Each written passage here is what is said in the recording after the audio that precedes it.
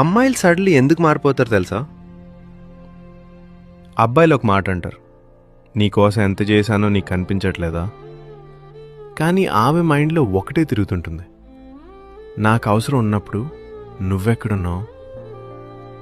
అమ్మాయి ఏం చేస్తుందో తెలుసా?